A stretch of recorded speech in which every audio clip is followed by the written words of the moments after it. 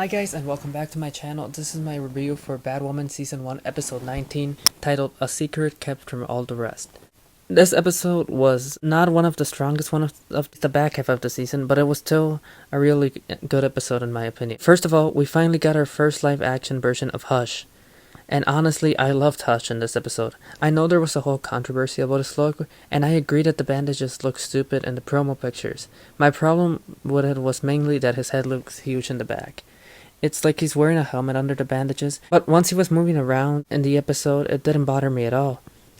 It's only noticeable when he's standing in one place for a long time.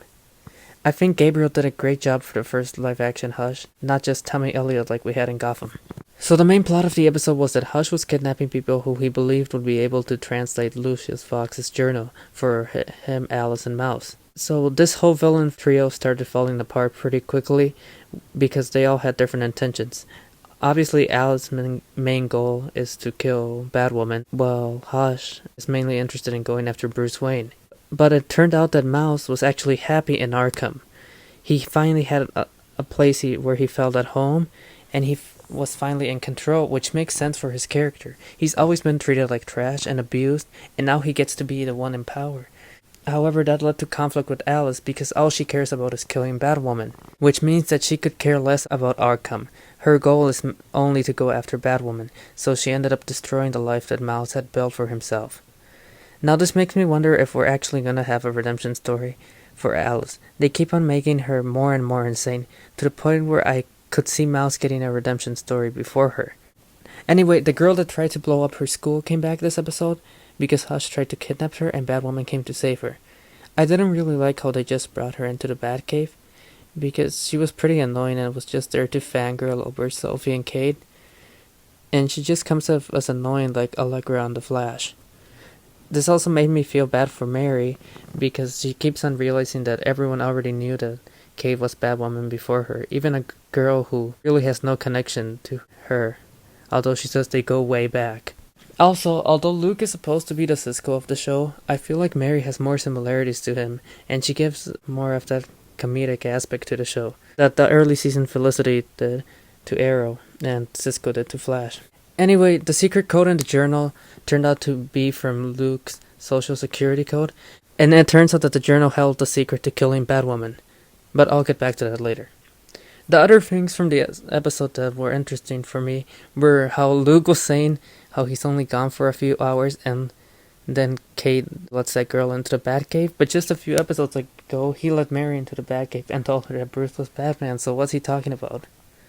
Also, Kate finally found out that Savaya is after her, and it turns out that Julia was working for her, which was kind of disappointing, because I thought it would be something much bigger from how they made it seem last episode. And also, Kate has no idea who Savaya is, which is apparently different from the comics. It's pretty clear that she's going to be the main villain of Season 2, so we'll see how that goes. Also, the love triangle is getting pretty annoying for me. I think that Julia and Sophie would probably work better, because I don't think Kate has much chemistry with Sophie, and I don't see her and Julia going anywhere. Also, Jake wants Batwoman gone from the city, and I wonder if he's going to find out next episode that it's his daughter. From the promo, it looks like she might reveal her identity to him. I really enjoyed the action scenes during the Arkham breakout, and I thought the music fit in really well, especially during the scene where Mouse was trying to grab his face that Alice threw in the fire. Anyway, back to the journal. It turns out that the secret to killing Batwoman is kryptonite. So this makes me interested in what could have happened had the seasons not been cut short. Could Alice have gone to Metropolis or National City in the next few episodes? Or could this have led to the Supergirl and Batwoman crossover they were talking about before? We also now know that there's going to be a Batwoman and Superman crossover, so maybe this could also have something to do with that. Or otherwise, could it be a tie-in to Crisis, considering that Kate has a piece of kryptonite that Kara gave her during Crisis?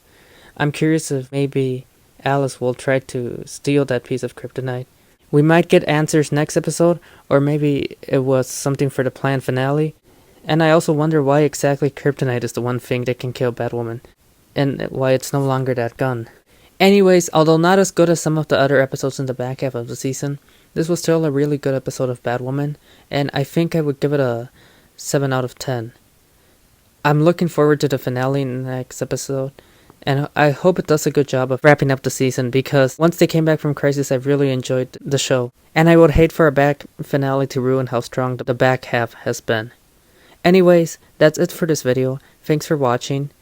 If you enjoyed this video, please leave a like and subscribe for similar content. Thank you.